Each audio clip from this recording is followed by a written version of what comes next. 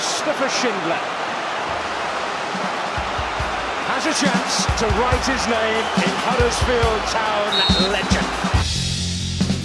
Arms with the flick, Johnson with the turn, Johnson with the goal, and the game turns on its head.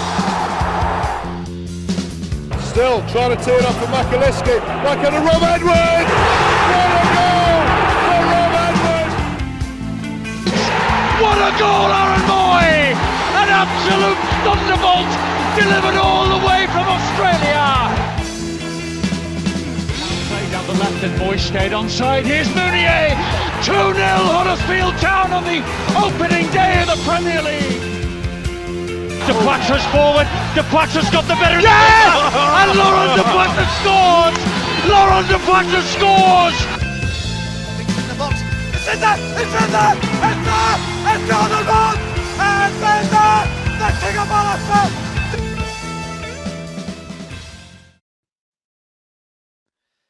Hello and welcome to the Andy Takes That Chance preview show. The drive-in, slap on the sunscreen, let down the soft top, put the boys on the radio, and let's go with Charlton Athletic versus Huddersfield Town. Is it time to get a Costa coffee and take the missus shopping?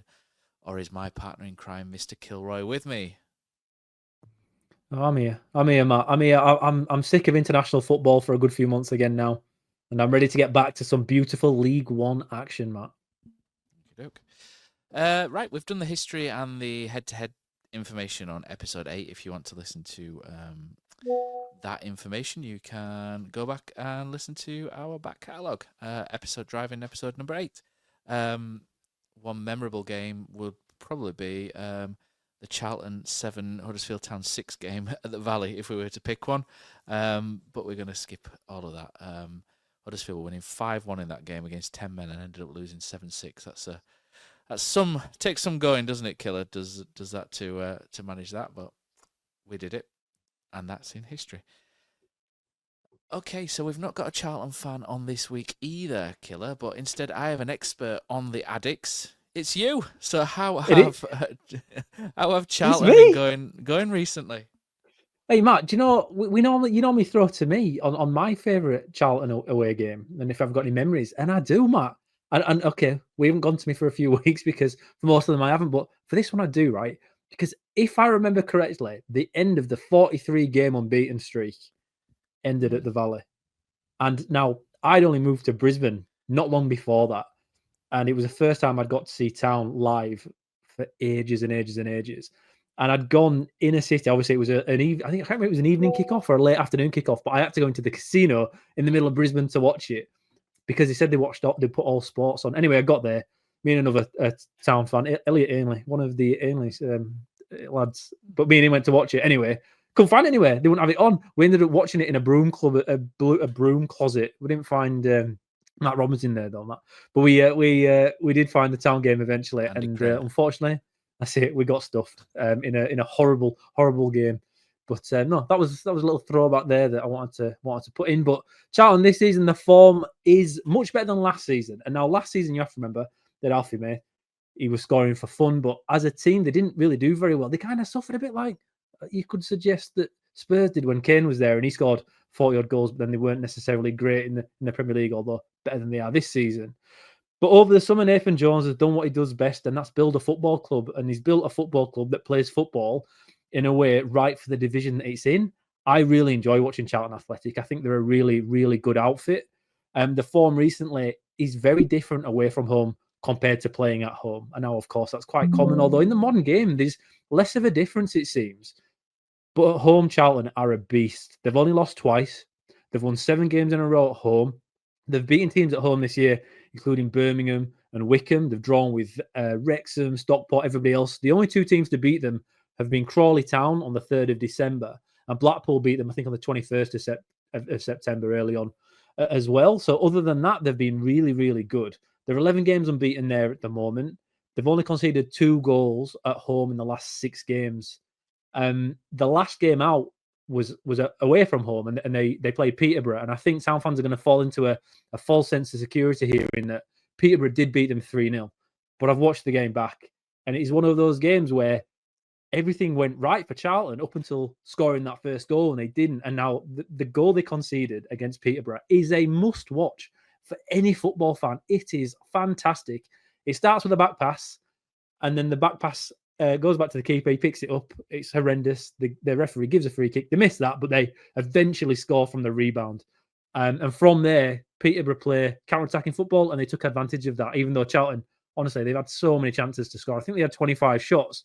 So it's one of those weird games, Matt, where on paper they've lost 3-0, but no one's really that upset about it at Charlton. They kind of understood that the game just went away from them a little bit. They've been very philosophical about it. This is a team on Saturday that Town are facing away from in a very, very difficult atmosphere. I think they're not expecting a sellout, but pretty close to being a very, very good crowd. So it's going to be a tough one for Town here because Charlton are at home the form team in the division. We're 12th when it comes to away form now. So it's a challenge for us. And looking at that, so Charlton have got the news that Miles Lieber, the danger man, is going to be out with a quad injury, which is pretty good news for us, Killer. Although they do have some suitable backup, don't they, in terms of Matty Godden, who's got 12 goals. So just having a look at the Charlton team and the way that they tend to play, most of what they do tends to go down the left-hand side. They feature very prominently down the left-hand side with Tyrese Campbell, who's very quick and he cuts inside and he looks for runners. Berry is the man who played against us for Luton Town in the playoff campaign when we had Carlos Corberán as manager. He was one of Nathan Jones's lieutenants in that Luton team. He's followed him to Charlton. That's quite a good coup for a League One team to get him. And then in midfield, they've got Doherty, who was sent off rather ridiculously against us, which is their only sending off this season. Connor Coventry sits deep as well. And since that game, since we last played them, their key centre-back, Lloyd Jones, is back, and he is an absolute monster in the air. He wins pretty much everything at the back. He's a real pain. So Charlton are not a full tilt. They've got a couple of players missing. Daniel Kanu missing. Miles Lieburn will be missing, but it's going to be difficult. So the way Charlton play, like I say, they come in down that left flank, don't they? And they make things very, very difficult. And it's a lot of crosses and early balls. It's similar to how Worthy plays, isn't it? Crosses, early balls, and Alamo type football, isn't it? Trying to get the ball in quickly and whatnot. And it's your kind of football, isn't it, mate? That kind of make things happen quickly and get it forward, I guess. I love it, Matt. It's progressive modern football. That's what it is. It's not quite kick and rush, but it's just about getting the ball into the danger areas as quickly as possible. It's about attacking, Matt, when the other defence aren't ready for you to attack. And Nathan Jones does it as well as any manager in the Football League, which is a shame because he's a bit of a dickhead. I don't like him. His antics on the touchline at home. Oh, my, they were awful. He were everywhere. He's jumping around. One of his last post-match conference at home, I like watching them before we do the drive-ins because I like to listen to what they're saying. And a lot of the times it's very formulaic. But with certain managers, it isn't. Gareth Ainsworth said another one who's great. And it's a shame to see him leave League One to go to Gillingham in the last couple of days because he's another one that's fantastic when it comes to what he says. But Nathan Jones is brilliant with it. But he was saying after the game, last time they went at home, that he was physically knackered because he'd been running around on the touchline. And you can tell when you watch him that that's exactly what it is. But he picks a team to play not only to the conditions, but he plays to the team he's playing against, and he uses what he's got available to him to find a way to win. And they are the skills I think any manager needs to be able to succeed and to keep a job in the Football League for 20, 30 years. The guys that kind of come in with one system and play that one system, they don't really last very long. They might have a little bit of success, but eventually they kind of get found out because teams work out how to break them down. But the ones that stick around are the ones that adapt. And he's one of them. And that's my kind of football, Matt. Adaptive football. Can I have that one? Adaptive football. Adaptive football. I guess so. It's similar to how he played at Luton, I guess. And Luton kind of carried that on under Rob Edwards, didn't they, all the way to the Premier League? So I think a lot of people give Nathan Jones the credit for starting the ball rolling at Luton Town. I think that's probably very fair, despite us not liking him particularly that much. But yeah, just looking at what they do, they've got a lot of goals from set pieces as well. Charlton 17, 23 goals from open play, 17 from set pieces, 4 on the counter attack, 3 penalties. What are they? and a couple of own goals as well to boot. So Charlton are an interesting team, obviously fourth in the league as well. Town currently sat in sixth. It's going to be one of those games where there's a lot riding on it. Killer. Town have got... We're teetering out. We're on the edge of the last playoff place here. Stockport lost to Wrexham recently, so they're 4 points ahead of us. We've got a game in hand, which happens to be against Wycombe. So there's no guarantee we'll win that game either. It'll be a tough game with Wycombe still going for second place, although Wrexham now starting to look like they're pretty strong in that. And Birmingham, obviously, HMS Pistol League's been in operation, hasn't it, since they started throwing millions around in the summer. So we'll go on to Town. So Worthy's press conference, quite cagey, this one. It was quite enjoyable from Worthy's. I like the way he talks. It's good, but it was a little bit more cagey with things. He's not particularly open, is he, with injuries, which is Town's main... It's the main topic of conversation this season, is injuries. But Worthy said we might get a couple of bodies back. He wouldn't say who they were or where they were, whether they'd start, etc. So we might have to have a little bit of a guess as to what that might be, Killer. But I think there's been a couple of pictures and inside training videos going around, and I think people have noticed Herbie Kane with boots on, Mikael Miller with boots on, David Kasumu with boots on in these videos. Hopefully I'm remembering that in the correct way rather than the other way around. But so that's interesting. Mikael Miller, I could not see him coming back into the team that early. I think when you've not played for 5 months, I think now, you're probably going to need a B team run out at some point. So I think you'll probably notice Mikael Miller in the B team getting some minutes in because it's been that long. Whereas somebody like David Kasumu, Radinho Balka, for example, it's just been a handful of weeks, hasn't it? You may see them back on the bench rather than have to go through that process, which Mikael Miller will likely go through. Dion Charles, I'd imagine, won't be too far away. Although he did pull out of the Northern Ireland squad, didn't he, Killer? So he still does have that little issue that he's little hamstring issue, isn't it? That he's got at the minute, which is, a lot of people have had those this season. Shall we have a look at the tactics board and see how we think people will think Town will line up? I'm just having an issue with my laptop at the minute. It's been a bit of a painkiller. So we will. Shall we get very quickly to our favourite thing, which is the tactics board? While I'm doing that, Killy, you can tell people about the Patreon. So you can sign up for our Patreon, where you will get a little bit of added bonus podcasting from me and you, won't we? And you can have access to our TTC community, where we do ask quite a lot of questions, and we will be going through a lot of the comments going up into this game towards the end as well. So let's go to the tactics board.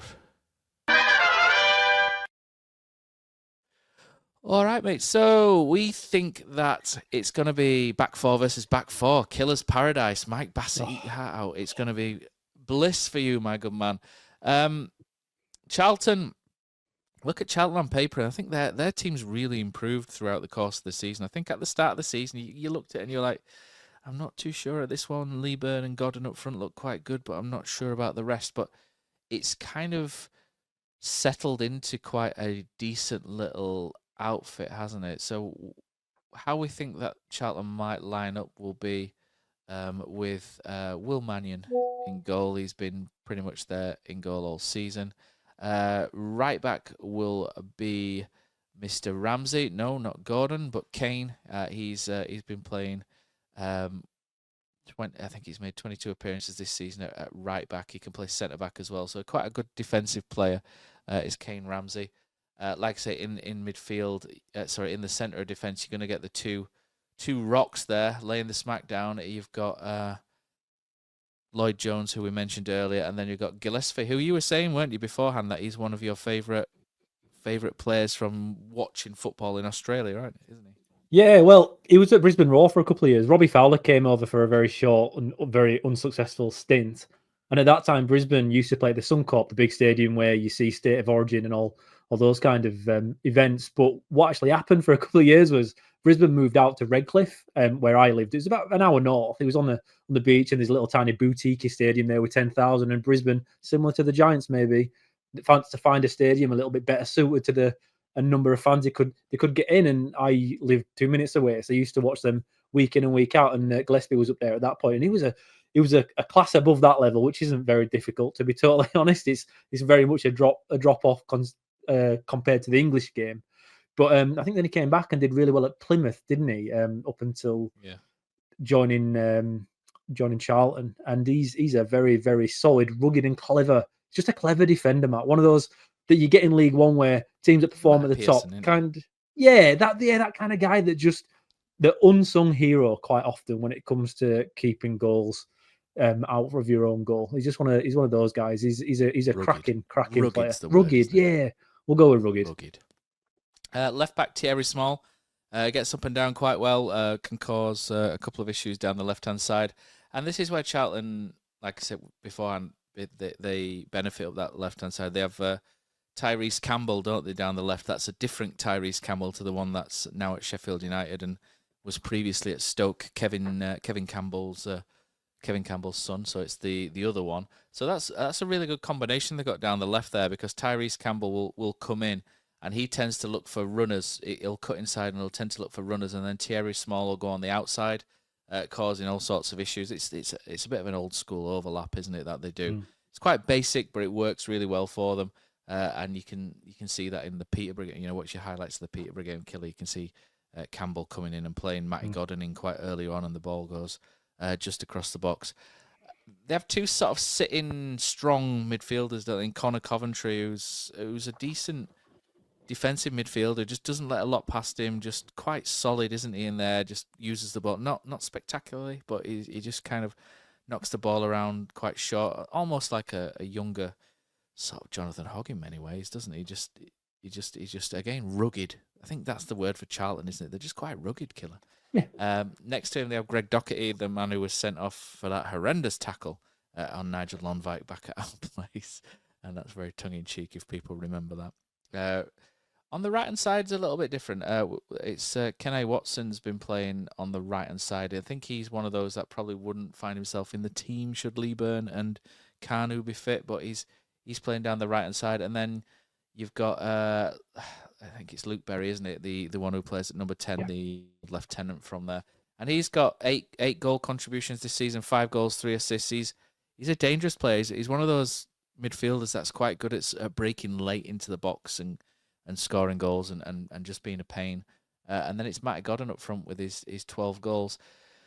So when we look at that, how Charlton will probably try and players will be down both flanks, because Matty Godden's not the kind of striker that you bang the ball up to. I mean, he's pretty good in the air for his size. He genuinely is really good in the air, but he's not one of those. He's not a Leeburn where you can smash it into his chest and he'll be like the Incredible Hulk, the Red Hulk, just like fending people off and then laying the ball off.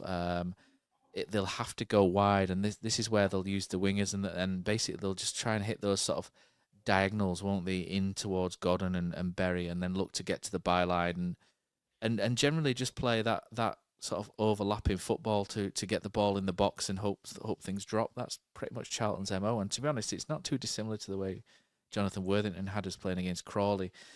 And it's going to be interesting, Kill, Huddersfield Town, because we looked at Crawley, and Crawley were, without being unkind, they were pretty shit. To be fair, they were. They were awful. They were absolutely awful, and they played into our hands as well. They were shite. This is the test, isn't it, for Worthy? This is Worthy's big test, isn't it? I mean, Crawley was a nice, Crawley's a nice little appetizer, isn't it, for what's to come?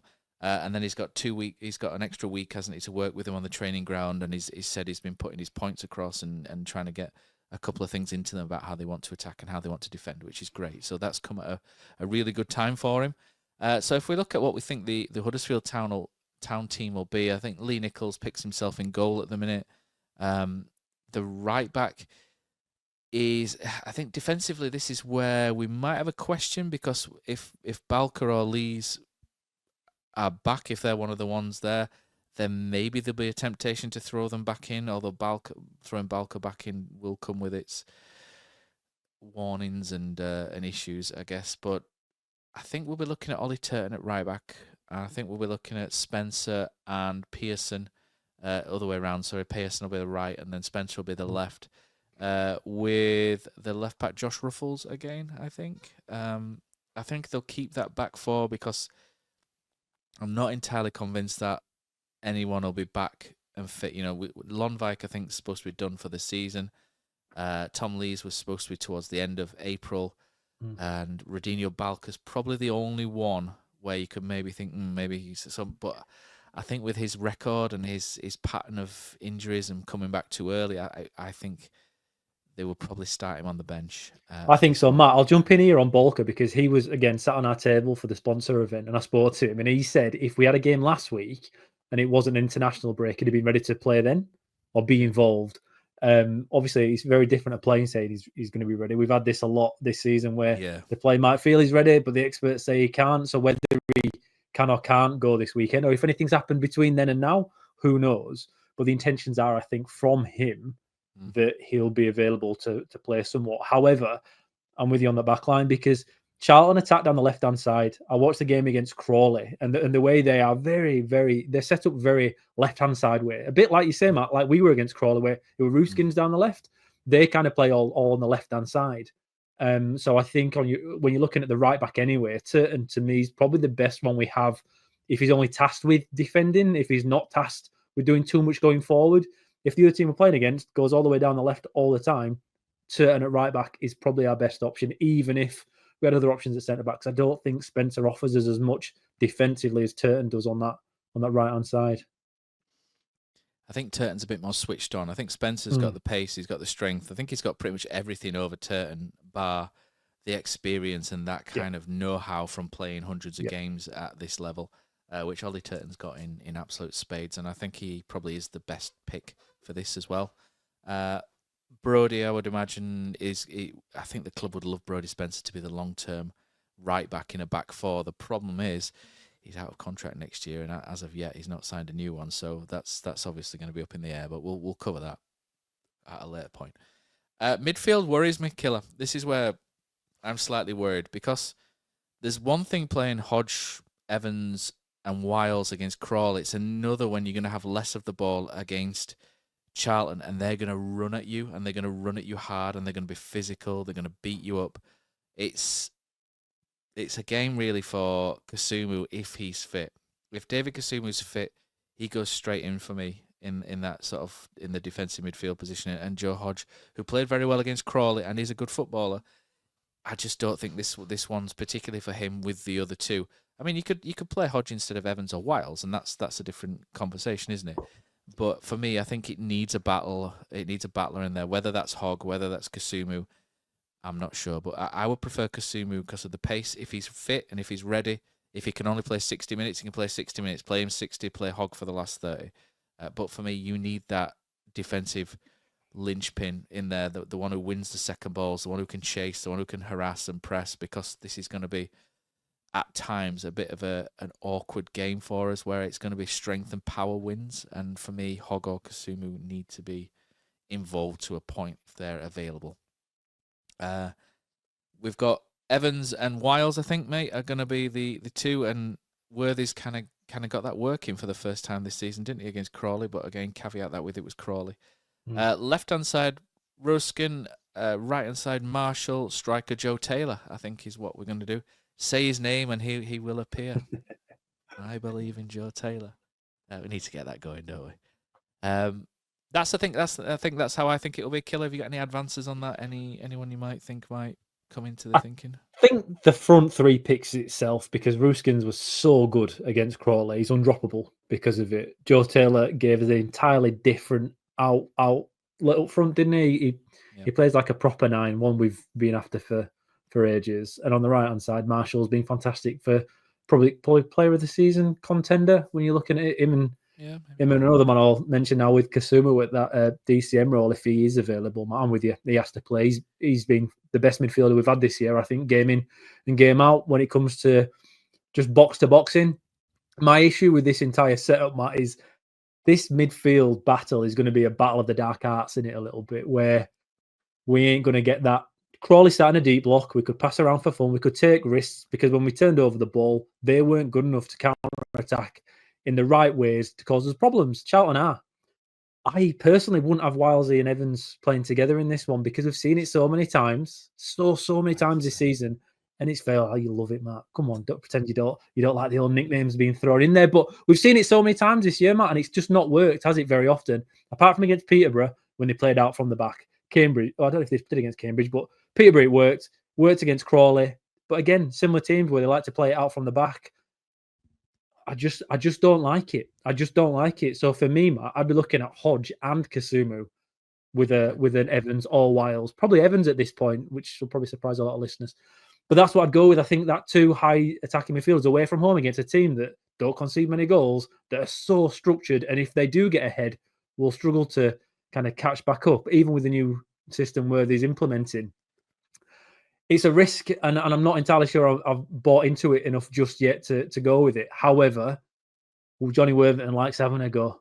He loved having a go. Every single game he's been town manager. So I do expect we'll go with the Wiles and Evans. That's my reservation in the entire setup, is if we can win that midfield battle. Because against Crawley, we controlled it. We controlled it with nice, crisp passes. And because of that, we created better chances. And because of that, we scored so many goals. This is a very different prospect because of how Charlton will play. And I'm not entirely convinced yet that they can work as a two with an attacking midfielders of Wiles and Evans. So that's the only thing really with the setup I'm looking at and concerned about. Yeah, it's I think that the two that's sitting there for Charlton, like you said, they're strong, aren't they? They go over the top of you. They'll kick you. They'll move around. They're not graceful, are they? They're good footballers, but they know how to win a midfield battle, and I think that's the worry for Town. Chirua is available, but he's been away with Zimbabwe, hasn't he? So it's unlikely he will start as well. So he'll probably come off the bench at some point as well. So prediction time, Killer. I think we'll come off there now. So what are you reckoning in terms of a score for this one?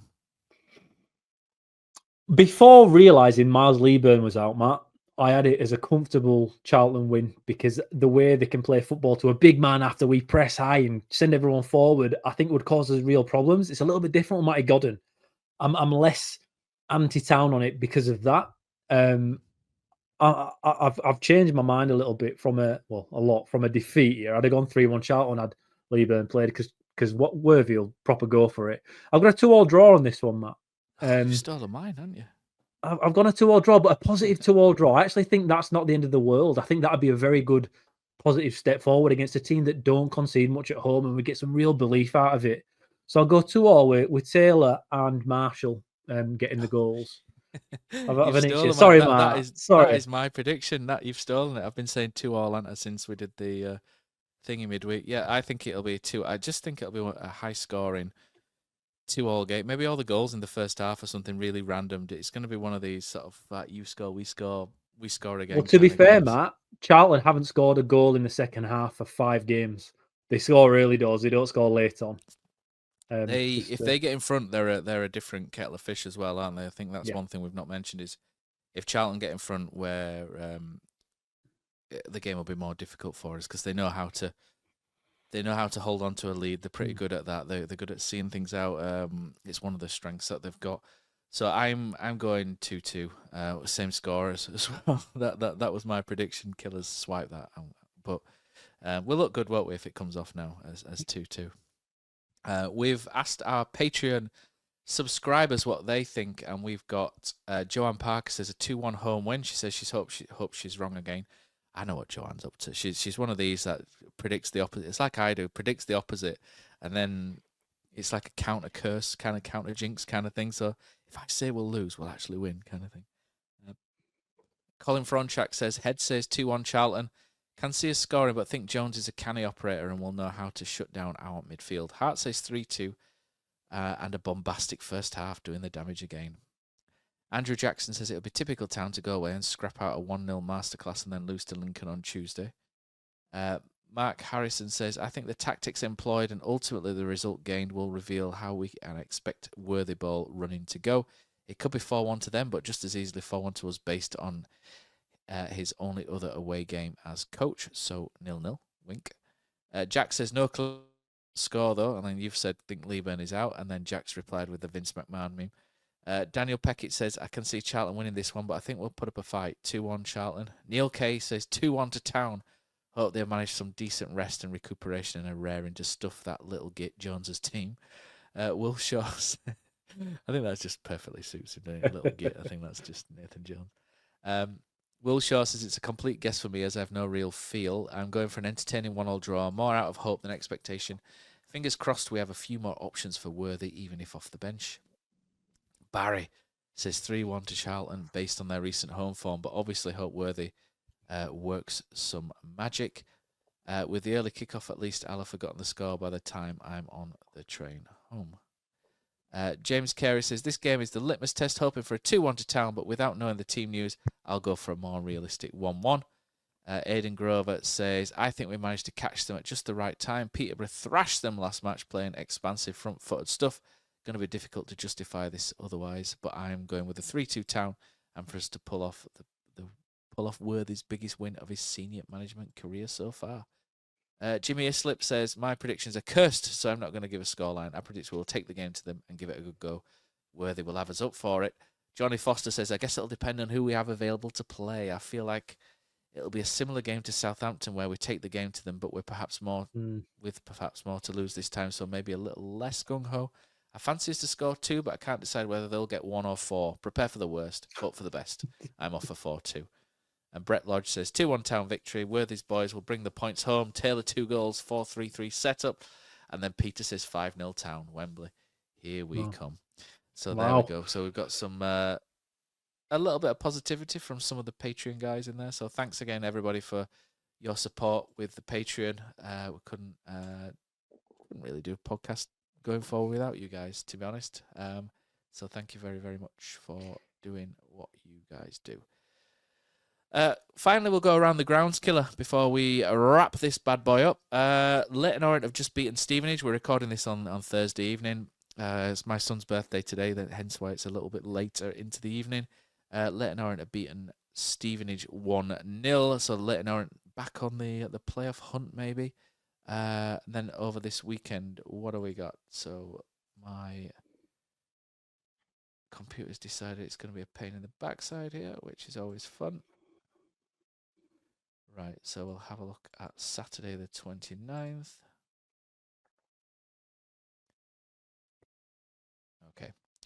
League One. So Charlton versus Huddersfield is a 12:30 kickoff. Just reminding people. Stockport versus Burton is also a 12:30 kickoff.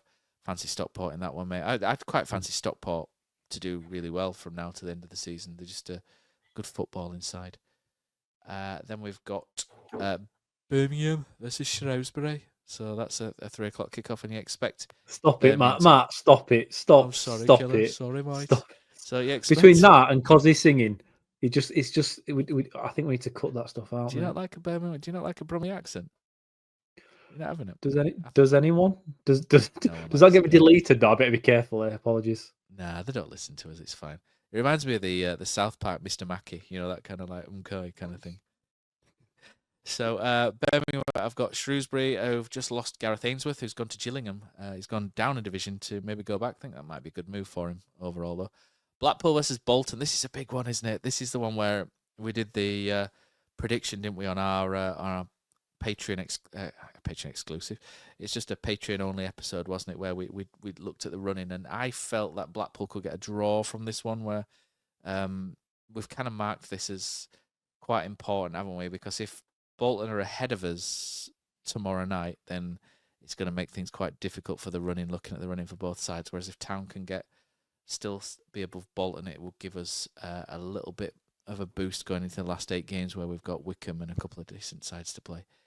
Bristol Rovers versus Mansfield. No one cares. Cambridge, Northampton. That's a little bit of a derby going on there. That might be quite an interesting one. Both teams scrapping. I fancy Northampton there. Exeter versus Wrexham. There can't be too many fixtures in the Football League pyramid where both teams have an X in their name. That's one for the quiz books, isn't it? Wrexham, you would imagine, will probably get another ropey refereeing decision, and which will let them win the game in the 98th minute with 2 minutes added on injury time or something. Because the fairy tale has to continue, doesn't it? Reading versus Peterborough. Reading are going through the ringer, aren't they? Some really bad things going on at Reading now. I feel quite sorry for their fans. I think there's always a measure of how decent a bunch of fans are when you see them in defeat. And I thought Reading fans were really good after we beat them in 2017 at Wembley, because that's the kind of place where you can have a proper sulk, can't you? But they were very magnanimous in defeat, unlike the Nottingham Forest fans in victory 5 years later, who were absolute bellends to a man down at Wembley. What a horrible bunch they were. But Reading, top class. Hopefully they pull through on that one. But Peterborough have just picked up some form. They're looking good out. They're going into next season. They will lose a couple of players though. Poku's going to go at the end of the season. He's out of contract. It's kind of coincided with him coming back in, hasn't it, Killer? He's just an absolute menace on that right hand side, isn't he? Cutting onto his left foot. It'd be an unbelievable signing if we could do that. But he's not going to be hanging around in League One next season or bottom end of the Championship for us. I think Rangers are after him and a couple of. It'd be a nice little wish to have, but unrealistic. Rotherham, Crawley, Wigan, Barnsley, and Wickham versus Lincoln.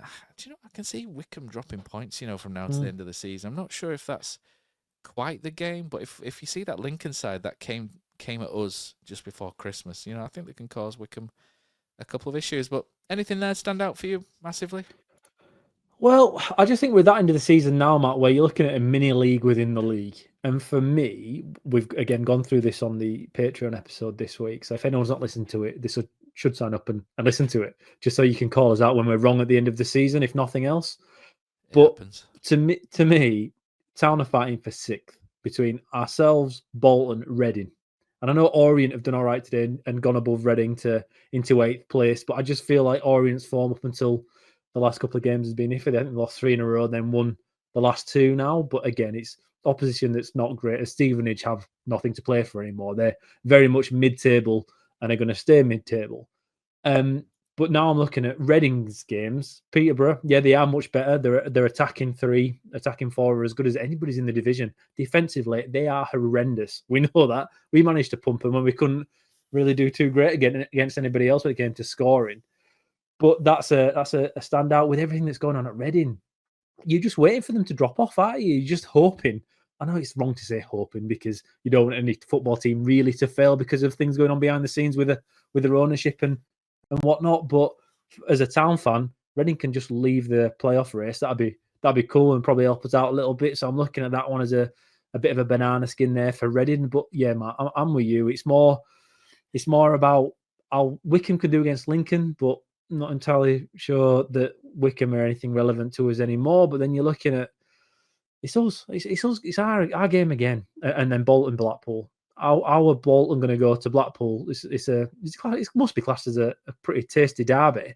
And Blackpool, they're a strange team. I mean, John Rose isn't doing too much for them, but they're digging out decent performances in tough games, and then they're having easier, softer fixtures and struggling with them. So it's definitely not an easy fixture for Bolton to go to and get an easy win. And we, in a weekend where we might slip up and not take 3 points, you automatically at this point have to look at your teams around you and thinking, can they slip up as well? And I know managers don't like to talk like that, but as a fan, I think it's important to consider that. So for me, Matt, you can't look past what's happening at Bloomfield Road at the weekend. Absolutely. So all eyes down at the Valley for 12:30 on Saturday. Remember, stick me and Killer on in the radio on the way down, or you can do it on your radio via your Bluetooth, can't you? Check us out. Like I say, on Patreon, and you will notice that on Spotify there is a separate Patreon feed as well. We've got 2 feeds on Spotify. One's for the normal with the ads, and one's for the Patreon. It's got Patreon in brackets, and the reason why we do that is because you have to have 2 feeds, basically.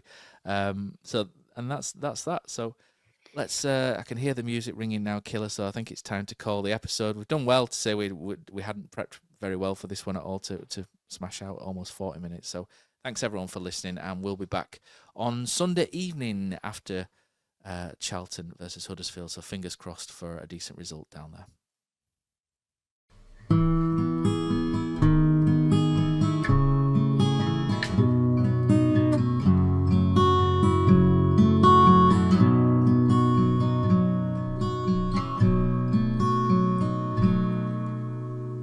There's a team that is dear to its followers.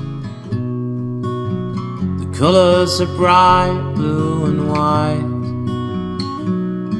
They're a team of renown, they're the pride of the town, and the game of football is their delight. And all the while upon the field of play, thousands loudly cheer them on the way. Often you can hear them say, who can beat the town today? And then the bells will ring so merrily, and every goal shall be a memory. So town, play up and bring that cup back to Huddersfield. So town, play up and bring the cup back to Huddersfield.